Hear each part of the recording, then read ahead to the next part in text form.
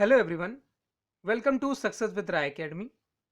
19 मई 2020 के दैनिक जागरण के राष्ट्रीय संस्करण को आज हम डिस्कस करेंगे और इस न्यूज़पेपर में जितनी भी इंपॉर्टेंट हेडिंग्स होंगी उनको कवर किया जाएगा, चाहे वो एडिटोरियल पेज हो, बिजनेस, स्पोर्ट्स, नेशनल, इंटरनेशनल, सभी पेजों को कवर किया जाएगा। और वीडियो के लास्ट में आपको कुछ पॉइंट्स दिए जाएंगे, अगर आप चाहें तो उसे नोट कर सकते हैं या फिर नोट्स के तौर पर रख सकते हैं। चलिए वीडियो को शुरू करते हैं। सबसे पहले हम अपनी मोटिवेशनल लाइन देख लेते हैं। जो अपने लिए नियम नहीं बनाते उन्हें दूसरों के नियमों पर चलना पड़ता है। अगर स्टूडेंट के तौर पर देखें तो आप अपना टाइम टेबल खुद बनाइए, एक अपनी रणनीति खुद की तैयार करिए। अगर आप खुद की रणनीति तैयार करेंगे तो आप जानते हैं कि आप में क्या क्षमताएं हैं। उस क्षमता के तहत अपना टाइम टेबल सेट करिए और उसको फॉलो करिए। अगर आप ऐसा नहीं करते हैं तो फिर आपको दूसरों की रणनीति को फॉलो करना पड़ेगा और उसमें अधिक समय लगता है। यानी अगर आपको सफल बनना है तो अपनी खुद की रणनीति तैयार करिए। अब आज के न्यूज़पेपर को स्टार्ट करते हैं। सबसे पहले हम अपनी नेशनल न्यूज़ देख लेते हैं। 4 नेशनल न्यूज़ हैं इंपॉर्टेंट हमारे लिए। पहली न्यूज़ है, स्कूलों में भी लागू होगा 2 गज दूरी का फार्मूला। देश में 1 लाख से ज्यादा हुई संक्रमितों की संख्या और ये आंकड़ा लगातार बढ़ता जा रहा है। महामारी काल में भी बढ़ी है मोदी की लोकप्रियता और सरकार ने एम्फन में भारी तबाही की आशंका जताई है। एम्फन तूफान जो बंगाल की खाड़ी में उठा है। तो सबसे पहले हम अपनी पहली न्यूज को देख लेते हैं। पहली न्यूज है, स्कूल में भी लागू होगा 2 गज दूरी का फार्मूला। कोरोना के खतरे को देखते हुए स्कूल अभी भले ही बंद हैं, लेकिन गर्मी की छुट्टी के बाद जैसे ही वह खुलेंगे तो वहां भी कोरोना के बचाव के लिए सुरक्षा के कड़े इंतजाम दिखेंगे। फिलहाल इसके तहत जो अहम उपाय देखने को मिलेंगे उनमें 2 गज दूरी का फॉर्मूला भी होगा, जिसके तहत क्लास में एक बेंच से दूसरी बेंच के बीच की दूरी कम से कम 2 गज यानी 6 फीट की रखना जरूरी होगा। इसके साथ ही लैब और लाइब्रेरी जैसी जगहों में एक बार में सिर्फ 10 बच्चों को जाने की इजाजत होगी। स्कूलों को कोरोना के संकट से बचाने के लिए फिलहाल मानव संसाधन विकास मंत्रालय के निर्देश पर एनसीईआरटी सेफ्टी गाइडलाइन को अंतिम रूप देने में जुटा है। इसके साथ ही क्लास में अब एक बेंच पर एक ही बच्चे को बैठने की इजाजत मिलेगी। सीटों की अदला बदली नहीं हो सकेगी। सूत्रों के मुताबिक स्कूलों के लिए प्रस्तावित सेफ्टी गाइडलाइन में प्रत्येक क्लासरूम के बाहर हैंड सैनिटाइजर रखना जरूरी होगा। फिलहाल स्कूलों को इससे जुड़ी तैयारी करने के लिए मंत्रालय ने जल्द ही गाइडलाइन जारी करने के संकेत दिए हैं। और इस न्यूज़ में यह भी बताया गया है कि सीबीएसई ने जो उनकी एग्जाम परीक्षाएं बची थी उसका कार्यक्रम जारी कर दिया है। वो क्लास 10th और 12th का परीक्षा का शेड्यूल है और ये 1 जुलाई से 15 जुलाई तक 10th के होंगे और 1 जुलाई से 13 जुलाई तक 12th के एग्जाम होंगे। नेक्स्ट न्यूज़ है, देश में 1 लाख से ज्यादा हुई संक्रमितों की संख्या। देश में संक्रमितों की संख्या 1 लाख को पार कर गई है। सोमवार को 4700 से ज्यादा नए मामले सामने आए, जिनमें महाराष्ट्र में 2000 से ज्यादा मामले शामिल हैं। महाराष्ट्र में दूसरे दिन 2000 से ज्यादा नए मामले सामने आए हैं। दिल्ली भी 10,000 से ज्यादा मरीजों वाला चौथा राज्य बन गया है। मरने वालों का आंकड़ा भी 3000 पार है। केंद्रीय स्वास्थ्य मंत्रालय के मुताबिक अब तक कुल 96,169 संक्रमित हुए हैं और 3029 लोगों की मौत हो गई है। राज्य व केंद्र शासित प्रदेशों से मिली सूचनाओं के मुताबिक देश में सोमवार रात 10 बजे तक कुल 4,707 नए मामले सामने आ चुके थे। इसके साथ ही संक्रमितों का आंकड़ा बढ़कर 1,96,000 पर पहुंच गया, जबकि इस महामारी से अब तक 3,078 लोगों की जान जा चुकी है। सोमवार को 129 लोगों की मौत हुई, जिसमें महाराष्ट्र में 51, गुजरात में 35, दिल्ली में 12, बंगाल में 6, तमिलनाडु, पंजाब व मध्य प्रदेश में 3-3, जम्मू कश्मीर में 2 और असम व बिहार में 1-1 मौत शामिल है। अब नेक्स्ट न्यूज पर आते हैं। महामारी काल में भी बढ़ी मोदी की लोकप्रियता। कोरोना महामारी ने इस समय लगभग पूरी दुनिया जूझ रही है। अमेरिका में सबसे बदतर हालात हैं। रूस और जर्मनी जैसे देशों में भी स्थिति अच्छी नहीं है। भारत में भी कोरोना पीड़ितों का आंकड़ा 1 लाख के स्तर पर पहुंच रहा है। संकट की इस घड़ी में प्रधानमंत्री नरेंद्र मोदी के नेतृत्व वाली सरकार के सामने गंभीर चुनौतियां खड़ी कर दी हैं। लेकिन इस विकट घड़ी में भी देश ने प्रधानमंत्री मोदी के विश्वास को फॉलो किया है। वह जिस तरह इस महामारी से जंग में देश का नेतृत्व कर रहे हैं, उससे उनकी लोकप्रियता बढ़ती जा रही है। हालिया सर्वे में वह इस घातक महामारी से निपटने के तरीकों को लेकर अमेरिकी राष्ट्रपति डोनाल्ड ट्रंप और रूसी राष्ट्रपति व्लादिमीर पुतिन से भी ज्यादा लोकप्रिय हो गए हैं। अमेरिकी फर्म मॉनिटरिंग कंसल्ट के सर्वे के अनुसार पिछले कुछ माह में मोदी की हाई अप्रूवल रेटिंग 80% से बढ़कर 90% के स्तर पर पहुंच गई है। उन्होंने लोकप्रियता के मामले में दूसरे नेताओं ट्रंप और पुतिन को भी पीछे छोड़ दिया है। मोदी की आमतौर पर इन दोनों नेताओं से तुलना की जाती है। कई विशेषज्ञों का मानना है कि भारत अगर कोरोना महामारी से निकलने में सफल रहा तो वह और उनकी पार्टी पहले से भी ज्यादा मजबूत हो सकती है। नेक्स्ट न्यूज है, सरकार ने एम्फन से भारी तबाही की आशंका जताई है। बंगाल की खाड़ी में उठे समुद्री चक्रवात एम्फन के सोमवार को विनाशकारी तूफान में बदले जाने से हालात नाजुक हो गए। बुधवार दोपहर तक इसके बंगाल के तट से टकराने की आशंका है। मौसम विभाग ने इस तूफान के आसार से बंगाल और उड़ीसा के तटवर्ती क्षेत्रों में ऊंची समुद्री लहरों से जल प्लवन की आशंका जताई है।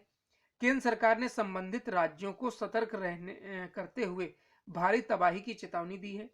उधर प्रधानमंत्री नरेंद्र मोदी ने सोमवार को बंगाल की खाड़ी में विकसित हो रहे चक्रवात एम्फन से निपटने की तैयारियों की समीक्षा की। उन्होंने इससे प्रभावित होने वाले राज्यों व केंद्र से हर संभव प्रयास देने का आश्वासन दिया है। मौसम विज्ञान विभाग के अनुसार सोमवार को विनाशकारी तूफान में तब्दीली होने वाला एम्फन बुधवार दोपहर बाद 195 किलोमीटर प्रति घंटे की रफ्तार से बंगाल के तट से टकराएगा।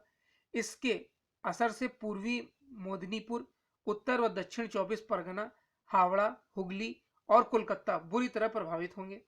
इसी तरह उड़ीसा के जगत सिंहपुर, केंद्रपाड़ा, भद्रक और बालासोर में भारी नुकसान की आशंका है। तूफान के असर से बंगाल में समुद्री तट पर 4 से 6 मीटर व उड़ीसा में समुद्री तट पर 3 से 4 मीटर ऊंची लहरें टकराएंगी। इससे कई निचले इलाकों में पानी भर जाएगा। इस बीच नई दिल्ली में प्रधानमंत्री ने तूफान की समीक्षा बैठक के तुरंत बाद ट्विटर पर लिखा कि वे सभी की सुरक्षा के लिए प्रार्थना करते हैं और केंद्र सरकार से हर संभव मदद का आश्वासन देते हैं। तो ये 4 इंपॉर्टेंट नेशनल न्यूज थी। अब नेक्स्ट पेज पर आते हैं। नेक्स्ट पेज है हमारा इंटरनेशनल पेज। इंटरनेशनल पेज में 3 न्यूज है हमारे लिए। पहली न्यूज है WHO झुका, जांच के लिए तैयार। जिस तरीके से अमेरिका और बाकी देश WHO पर पक्षपात का आरोप लगा रहे थे और उस पर दबाव बना रहे थे, तो वो चीन में जांच के लिए अब तैयार हो गया है। ब्रिटिश संसद में फिर पेश हुआ नई वीजा नीति वाला विधेयक और ट्रंप बोले अमेरिका में कम हो रहे हैं कोरोना के मामले। सदस्य देशों के दबाव, पहली न्यूज है हमारी WHO वाली। सदस्य देशों के दबाव के आगे झुकते हुए WHO कोरोना को रोकने में अपनी भूमिका की जांच के लिए तैयार हो गया है। भारत समेत दुनिया के करीब 120 देशों ने WHO के साथ ही चीन की घेराबंदी शुरू की थी। यूरोपीय यूनियन के नेतृत्व में इन देशों की तरफ से WHO की भूमिका की जांच और वायरस के स्रोत का पता लगाने की मांग को लेकर WHO की प्रमुख संस्था विश्व स्वास्थ्य सभा की बैठक में प्रस्ताव पेश किया गया था। सोमवार को शुरू हुई WHO की निर्णय लेने वाली संस्था WHO की 2 दिवसीय 73वीं बैठक में WHO प्रमुख टेड्रोस एडनोम ने एक रिपोर्ट की तरफ संकेत करते हुए कहा कि वह संगठन की भूमिका में जल्द से स्वतंत्र जांच शुरू करेंगे। महामारी को लेकर WHO की भूमिका की जांच करने वाली पर्यवेक्षी सलाहकार निकाय की पहली रिपोर्ट सोमवार को प्रकाशित हुई है। रिपोर्ट में सवाल उठाया गया है कि क्या WHO ने दुनिया को कोविड-19 के प्रकोप के प्रति सही समय पर सचेत किया था और क्या सदस्य देशों को यात्रा सलाह करने में WHO की भूमिका का आकलन करने की आवश्यकता है। अमेरिकी राष्ट्रपति Donald Trump bar bar WHO की भूमिका पर सवाल उठा चुके हैं। उन्होंने तो साफ साफ वैश्विक संगठन पर चीन का पक्ष लेने का आरोप भी लगाया था और उसकी मदद की भी रोक दी थी। नेक्स्ट न्यूज है, ब्रिटिश संसद में फिर पेश हुआ नई वीजा नीति वाला विधेयक। ब्रिटेन में ब्रेग्जिट के बाद वीजा और इमिग्रेशन संबंधी नई नीति वाला विधेयक सोमवार को हाउस ऑफ कॉमन में फिर पेश किया गया। विधेयक में देश की बजाय कौशल के आधार पर काम के इच्छुक लोगों को वीजा प्रदान किए जाने का प्रावधान रखा गया है। इसका भारतीय उद्योग और छात्र समूह पहले ही स्वागत कर चुके हैं। साथ ही उन्होंने नियोक्ताओं और वीजा प्रायोजकों के लिए नियम में लचीलापन की मांग की थी ताकि प्रतिभाओं को आकर्षित किया जा सके। इमिग्रेशन और सामाजिक सुरक्षा समन्वय विधेयक 2020 को मार्च में सदन में रखा गया था, लेकिन कोरोना वायरस संकट के कारण इस दिशा में प्रगति धीमी पड़ गई थी। इस साल के अंत तक ब्रिटेन यूरोप यूनियन से बाहर आ जाएगा। इस नई नीति को लागू किया जाएगा। ब्रिटेन की गृह मंत्री प्रीति पटेल ने कहा कि विधेयक का ऐतिहासिक हिस्सा दशकों में पहली बार हमारी इमिग्रेशन प्रणाली पर ब्रिटेन को पूरा अधिकार देगा। नेक्स्ट न्यूज है, ट्रंप बोले अमेरिका में कम हो रहे हैं कोरोना के मामले। अमेरिकी राष्ट्रपति डोनाल्ड ट्रंप ने रविवार को कहा कि देश में कोरोना के मामलों में उल्लेखनीय कमी आई है। ट्रंप ने ट्विटर पर लिखा, पूरे अमेरिका में कोरोना मामलों की संख्या में कमी आई है। हालांकि कुछ इलाकों में मरीजों की संख्या बहुत तेजी से कम नहीं हो रही है, लेकिन वास्तव में यह एक सुखद समाचार है। अमेरिका में अब तक संक्रमण के 15,28,180 नए मामले सामने आ चुके हैं, जबकि बीमारी से जान गंवाने वालों का आंकड़ा 90,988 पर पहुंच गया है।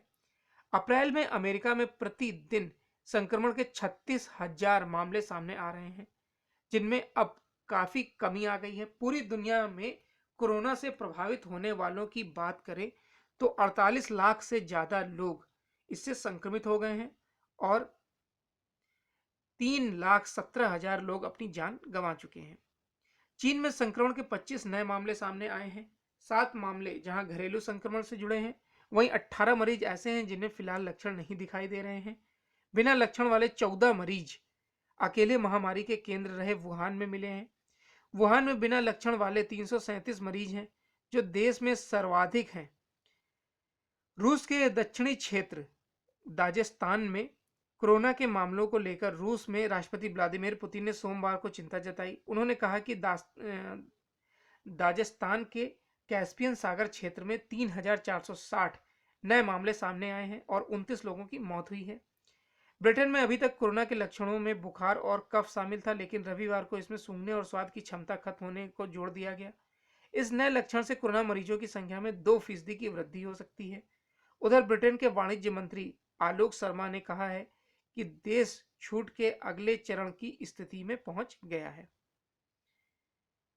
अमेरिका में अब तक 90,996 मौतें हुई हैं।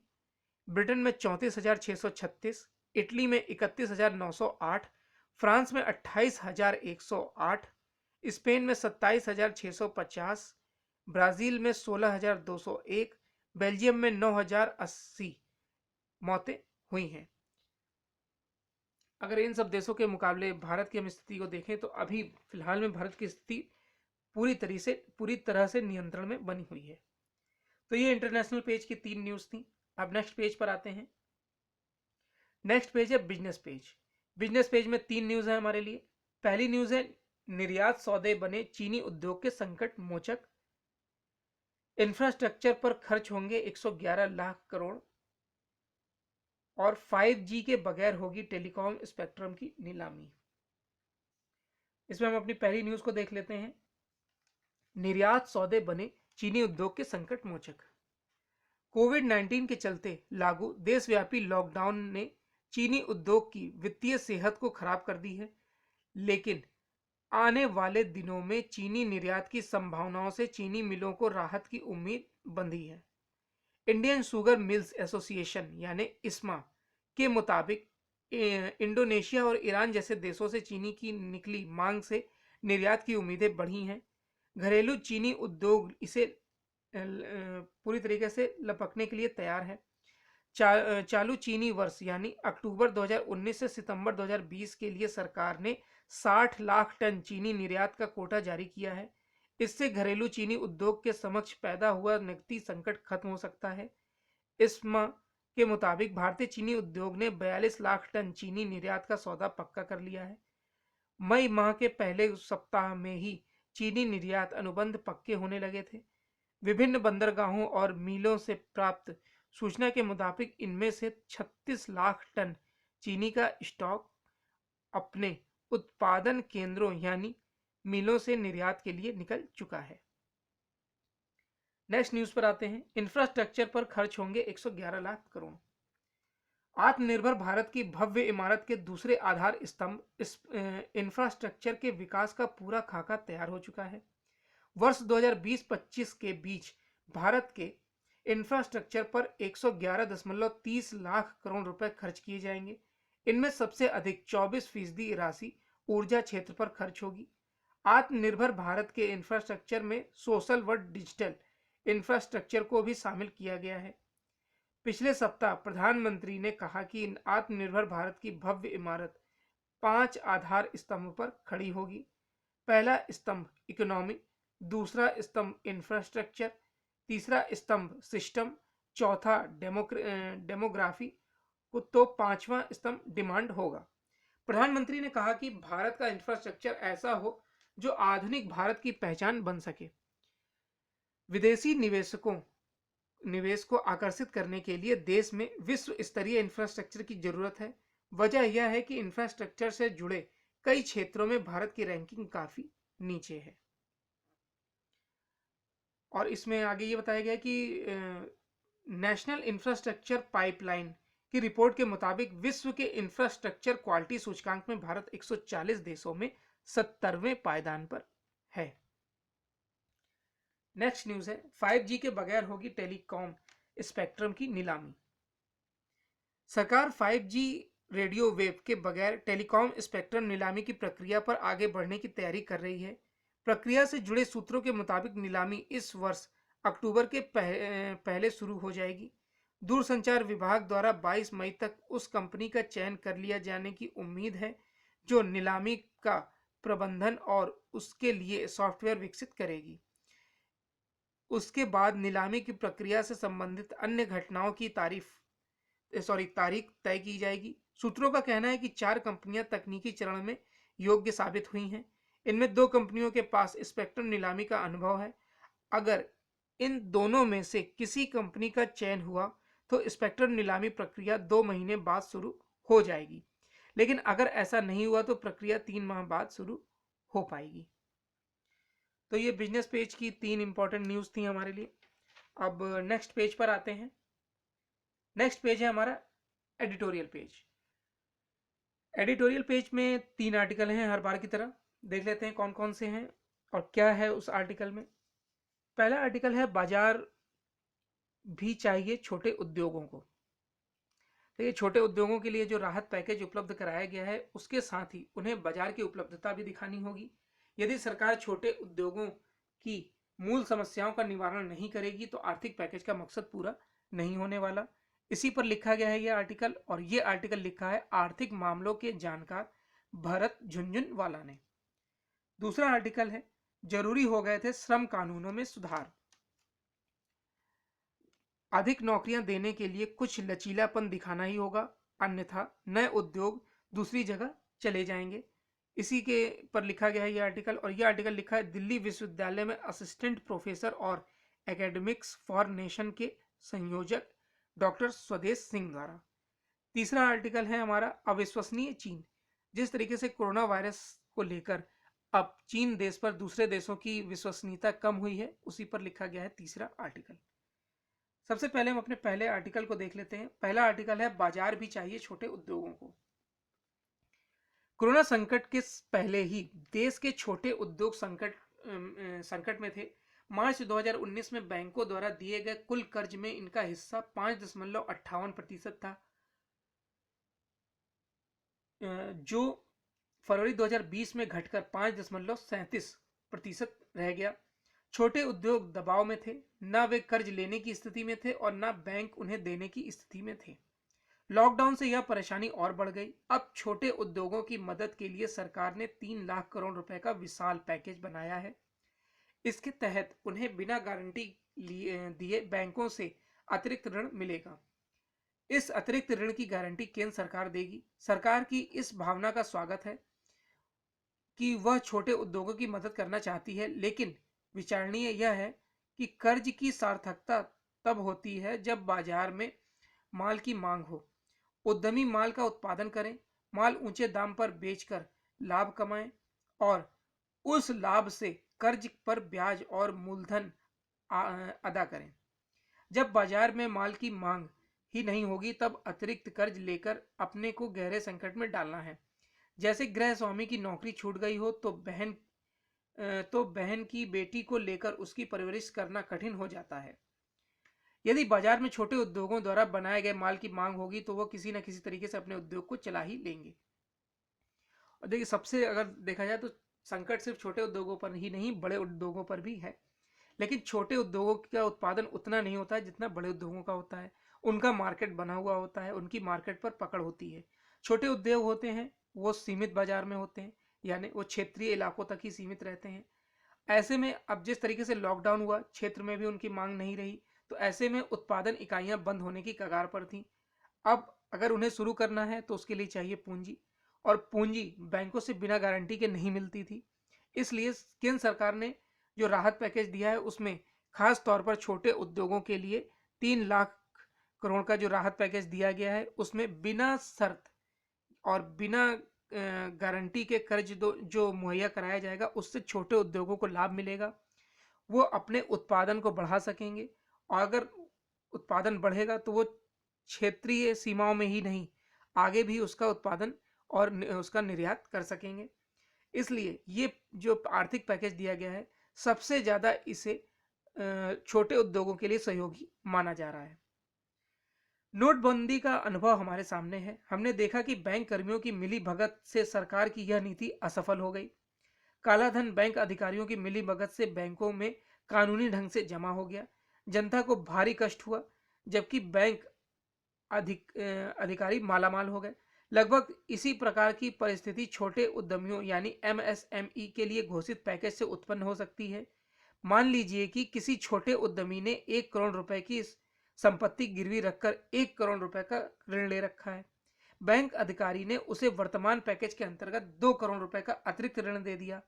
उद्यमी ने उसके बाद अपनी फैक्ट्री को बंद कर दिया और बैंक ने 1 करोड़ रुपए की उसकी प्रॉपर्टी को जब्त कर लिया और संपत्ति बेचकर 1 करोड़ रुपए की उगाही कर ली। शेष 2 करोड़ रुपए केंद्र सरकार द्वारा बैंक को दे दिए गए। अंतिम परिणाम यह हुआ कि उद्यमी और बैंक मैनेजर ने मिलकर 2 करोड़ रुपए की रकम का सफाया किया और केंद्र सरकार पर 2 करोड़ रुपए का अतिरिक्त भार पड़ गया। तो ये बहुत अच्छे एग्जाम्पल के तौर पर इन्होंने समझाया है कि किस तरीके से नोटबंदी विफल रही और ये जो ऋण की उपलब्धता अब कराई जा रही है उसका अगर उसे वो किस तरीके से मतलब असफल हो सकता है। छोटे उद्यमियों को मांग का लालच और साथ में ऋण का समर्थन देने की जरूरत है। बाजार में छोटे उद्योगों के द्वारा बनाए गए माल की मांग बढ़ाने में समस्या विश्व व्यापार संगठन और आयातों की है। विश्व व्यापार संगठन के निर्यात के अंतर्गत बड़े विदेशी उद्योगों द्वारा भारत के बाजार में सस्ता माल उपलब्ध कराया जा रहा है, जैसे चीन में बने गणेश जी और बल्ब। इनके सामने छोटे उद्यमी टिक नहीं पाते क्योंकि उनकी उत्पादन लागत अधिक बैठती है। इसके साथ ही देश के बड़े उद्यमियों पर टैक्स बढ़ाकर छोटे उद्यमियों को राहत देना चाहिए। छोटे और बड़े उद्योगों पर अलग अलग दर से जीएसटी वसूल करना चाहिए। तब छोटे उद्योगों के द्वारा बनाए गए माल की कीमत कम होगी। ऐसे में वे स्वयं अपने उद्यम के लिए आवश्यक पूंजी जुटा लेंगे। बैंक भी सहज ही उन्हें और ऋण देने को स्वीकार करेंगे और अगर देखा जाए तो इसकी सराहना करनी चाहिए। लेकिन यदि हम छोटे उद्योगों की मूल समस्या का निवारण नहीं करेंगे तो इस पैकेज से नुकसान हो सकता है। नेक्स्ट है, जरूरी हो गए थे श्रम कानूनों में सुधार। ये हमारा नेक्स्ट आर्टिकल है। कोरोना काल में बहुत कुछ बदल रहा है और आगे भी बदलता रहेगा। हर व्यक्ति इस बदलाव के अनुकूल स्वयं को ढालने के लिए तैयार है। इस बदलाव का असर आर्थिक व्यवस्थाओं पर ज्यादा बोझ डालने जा रहा है। करोड़ों लोगों के भरण पोषण, रोजी रोजगार और की चुनौतियां बढ़ने वाली हैं। मजदूरों के पलायन के दृश्य इसकी झलक दे रहे हैं। स्वाभाविक है कि उद्योग जगत के समर्थन में बिना सरकार के लिए इस चुनौती से जूझना आसान नहीं होगा। और अगर आगे बात करें तो उत्तर प्रदेश, मध्य प्रदेश, गुजरात, राजस्थान और पंजाब में श्रम कानूनों में बदलाव की वजह करोड़ों विस्थापित लोगों की रोजी रोटी की चिंता है। कांग्रेस नेतृत्व इस बदलाव की आलोचना कर रहा है, जबकि पंजाब और राजस्थान में उसी की सरकारें श्रम कानूनों को लचीला बना रही हैं, क्योंकि उनकी प्राथमिकता फिलहाल भूखे लोगों को रोजगार देने की है। उत्तर प्रदेश में करीब 10 लाख मजदूर आ चुके हैं। प्रतिदिन 50 से अधिक ट्रेनें उन लोगों का उन्हें लेकर उत्तर प्रदेश पहुंच रही है। अब सरकारों से भी मजदूर यानी कि बसों से भी सरकार द्वारा मजदूर लाए जा रहे हैं। इसकी आलोचना भी हो रही है। प्रियंका गांधी, अखिलेश यादव, मायावती जैसे नेताओं ने ट्विटर पर हल्ला बोल दिया है, लेकिन उन्होंने यह नहीं जाना कि ऐसा क्यों किया गया। जहां तक बदलावों की बात है तो विनिर्माण और उत्पादन में कार्यरत उद्योगों के लिए श्रम कानूनों में कुछ शर्तों के साथ 1000 दिन के लिए छूट दी जा रही है। शर्तों में साफ है कि कारखाना अधिनियम 1948 की धारा 62 के अनुसार सभी श्रमिकों के नाम और विवरण इलेक्ट्रॉनिक रूप से उपस्थित रजिस्टर पर दर्ज किया जाएगा। वहीं बच्चों और महिलाओं के रोजगार से संबंधित विभिन्न श्रम कानूनों के प्रावधान पहले के समान ही लागू होंगे। इसलिए यह नहीं कहा जा सकता कि श्रम कानूनों में संशोधन करते समय कामगारों के हितों का ख्याल नहीं रखा गया है। अधिक से अधिक नौकरियां देने के लिए कहीं ना कहीं लचीलापन दिखाना होगा, अन्यथा नए उद्योग वहां जाएंगे जहां उन्हें सरल श्रम कानून दिखेंगे। फिलहाल उत्तर प्रदेश में 90 लाख MSME हैं। उनमें कम से कम 90 लाख रोजगार सृजन की संभावनाएं देखी जा रही है।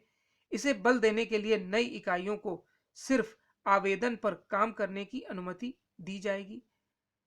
अन्य मंजूरी 3 साल के भीतर ली जा सकती है। उद्योग जगत काफी समय से श्रम सुधारों के सरलीकरण की मांग कर रहा था, इसलिए विपक्षी दलों और श्रम संगठनों को इन सुधारों के सकारात्मक पहलुओं पर भी विचार करना चाहिए और वक्त की जरूरत के लिहाज से यह देखना चाहिए कि कैसे अधिक से अधिक लोगों की फिलहाल रोजी रोटी मिल पाए। और ये सही बात है, अगर एक तरीके से देखा जाए जरूरी भी था। नए कानून आएंगे तो उससे नए रोजगार उत्पन्न होंगे। नेक्स्ट आर्टिकल है हमारा अविश्वसनीय चीन। विश्व स्वास्थ्य संगठन में इस आशय का प्रस्ताव आना वक्त की मांग है कि कोरोना वायरस के स्रोत की जांच होनी चाहिए, लेकिन केवल इससे संतुष्ट नहीं हुआ जा सकता कि ऐसे प्रस्ताव तैयार हुआ है और उसे समर्थन देने वाले देशों में भारत भी शामिल है। वास्तव में दुनिया के सभी देशों को यह सुनिश्चित करना चाहिए कि न केवल कोरोना वायरस के स्रोत की जांच हो, बल्कि इस जांच में चीन सहयोग करे और साथ ही ऐसी कोई व्यवस्था भी बने जिससे भविष्य में किसी बीमारी को महामारी बनने से रोका जा सके। यह तभी हो सकेगा जब विश्व स्वास्थ्य संगठन के निरीक्षकों को किसी देश में जाकर वहां के हालात का जायजा लेने का अधिकार प्राप्त होगा। यदि विश्व स्वास्थ्य संगठन के निरीक्षक ऐसे किसी अधिकार से लैस होते हों तो शायद आज दुनिया कोरोना कहर से इतनी बुरी तरह से नहीं जूझ रही होती। निसंदेह जांच के पहले कुछ कहना कठिन है, लेकिन इसमें कोई दो राय नहीं है कि चीन ने कोरोना वायरस से उपजी बीमारी कोविड-19 के मामले में जिम्मेदार देश वाला व्यवहार बिल्कुल भी नहीं किया। उसने दुनिया तो दूर विश्व स्वास्थ्य संगठन को भी समय पर सही जानकारी नहीं दी। विश्व समुदाय को प्राथमिकता के आधार पर यह देखना चाहिए कि विश्व स्वास्थ्य संगठन की कार्यप्रणाली में सुधार तो है, इसी के साथ उसे अड़ियल चीन को जवाबदेह देने की कोशिश तेजी से करनी चाहिए, क्योंकि इस अंदेशे में दम लग रहा है कि कोरोना वायरस किसी प्रयोगशाला में बना है। तो ये एडिटोरियल पेज के 3 आर्टिकल थे हमारे लिए। अब नेक्स्ट पेज पर आते हैं। नेक्स्ट पेज है स्पोर्ट्स पेज। स्पोर्ट्स पेज में एक न्यूज है हमारे लिए, खेलों की वापसी पर डर से निकलना अभी बाकी है।